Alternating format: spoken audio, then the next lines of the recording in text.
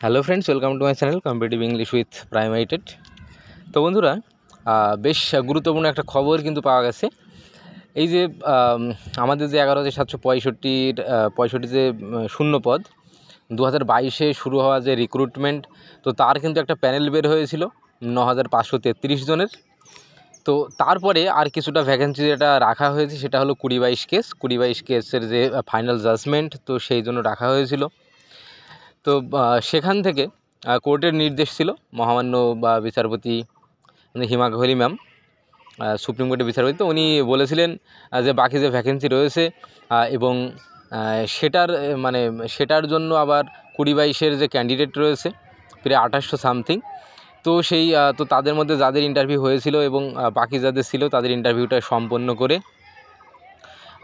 যারা তো ওর মধ্যে যারা আছে আর যারা এই যে প্যানেল 9,533, এই প্যানেলে যারা যারা আসতে পারেনি, তো এদেরকে নিয়ে কিন্তু আবার আর একটা মেরিট লিস্ট সেটা কিন্তু করতে বলা হয়েছিল। তো যাই হোক, তো সেটা আগামী 22 মার্চ সেদিন জমা দেওয়ার কথা বলা হয়েছিল সুপ্রিম কোর্টের পক্ষ থেকে। কিন্তু ইতিমধ্যে যেটুকু খবর পাওয়া যাচ্ছে, পর্ষদ কিন্তু 20-22-এর যে ইন্টারভিউ বাকি ছিল সেটাকে সম্পন্ন করেছে ইতিমধ্যে, এবং যে ড্রাফট প্যানেল বা একটা এফিডেভিট, তো সেটা কিন্তু পর্ষদ ইতিমধ্যে সুপ্রিম কোর্টে জমা করেছে। তো আগামী 22 মার্চ কেসটা ওঠার জন্য বলা হয়েছিল সুপ্রিম কোর্ট থেকে। তো এখনও পর্যন্ত যেটুকু খবর রয়েছে, এখনও কিন্তু কেসটা লিস্টেড হয়নি। তো দেখা যাক এর মধ্যে লিস্টেড হয় কিনা, তবে লিস্টেড হওয়ার সম্ভাবনা কম রয়েছে।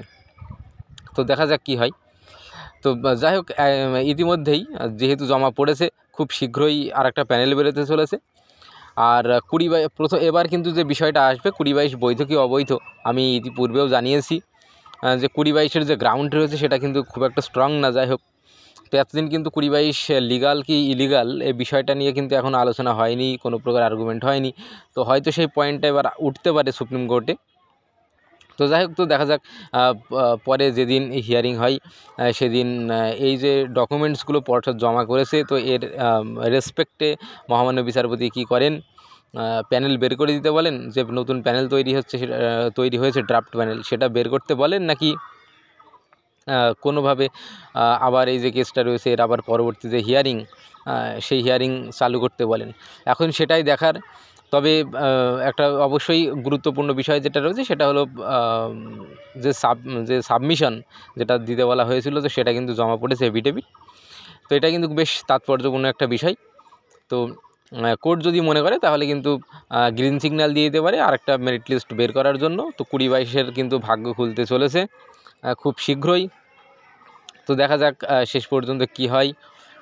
এছাড়া নতুন যে নিয়োগ ইতিমধ্যে হয়ে গেছে, তো সেখানেও কিন্তু সাবজেক্ট টু আউটকাম হয়ে আছে।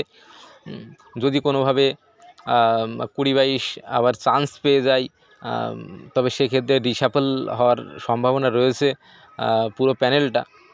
এখন দেখা যাক, মহামান্য বিচারপতি তো তিনি যেটা ভালো বুঝবেন সেটাই করবেন। তবে যে বিষয়টা ইতিমধ্যে উঠে আসছে সেটাই কিন্তু আমি জানালাম। তো অবশ্যই 20-22 সম্পর্কিত বিভিন্ন আপডেট পেতে আমাদের চ্যানেলটা অবশ্যই সাবস্ক্রাইব করবে, অল নোটিফিকেশন অন করে পাশে থাকবে। ধন্যবাদ।